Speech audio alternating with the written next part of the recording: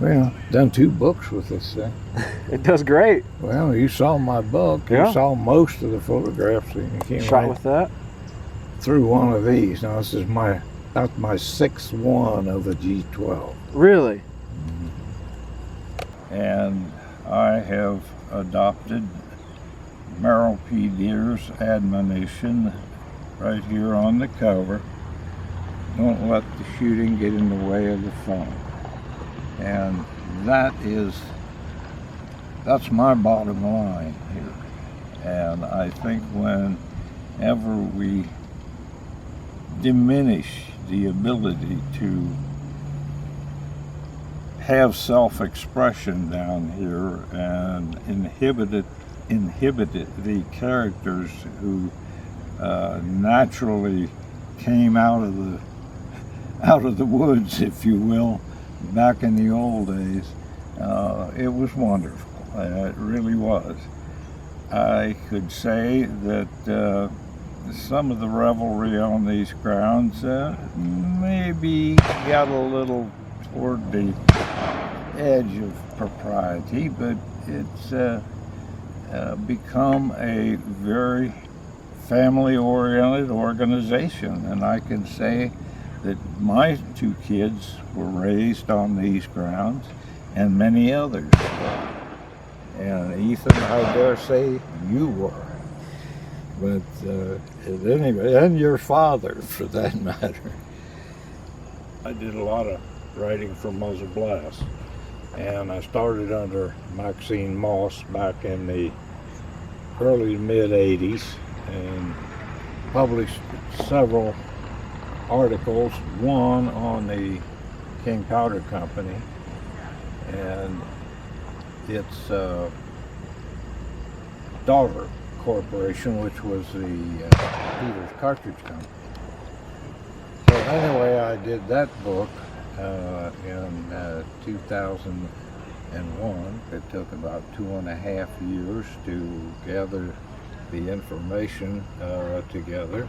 I've been coming here from either 1954 or 1955, and when I first came here, that stone restroom behind you was the only sanitation facility on the grounds, and the only other building was the clubhouse itself. Those were the 2 buildings here. There was no commercial activity. There was no covered phone line, which you have right there. That didn't come until 1959. But at any rate, the number of people who were here when I first came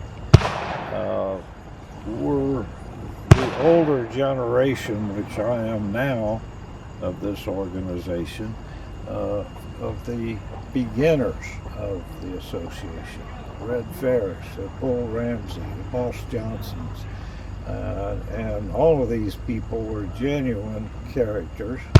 They were amateurs when it came to publications. They were amateurs when it came to running a volunteer organization, but they wanted to do it, and they did do it. They are a very real creature of the Great Depression. When I got into muzzleloading, powder was 89 cents a pound. Lead you would bum from a plumber somewhere, and some cloth for some patching, and I just about defy you to shoot up $1 worth of ammunition in an afternoon. Of course, $1 was $1 in those days.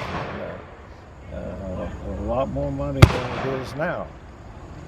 But at any rate, I decided that the organization needed a history, and you could say we sold the idea to the board of directors, and I got a contract and wrote the book, and it's been out since the fall of 2017. What's your number one reason why people need to buy the book? Entertainment.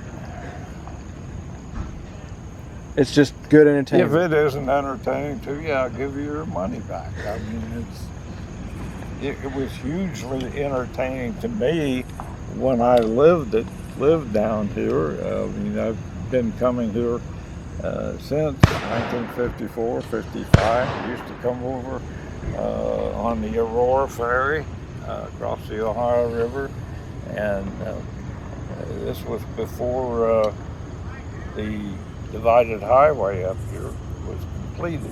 As a matter of fact, it was under construction at that time. But that's why they should buy it. There's a lot of fun in here. Well, thank you very much, Tom. We really appreciate it. You're entirely welcome. You put a lot of work into this book, and we want to get it out there. Yeah, thank you.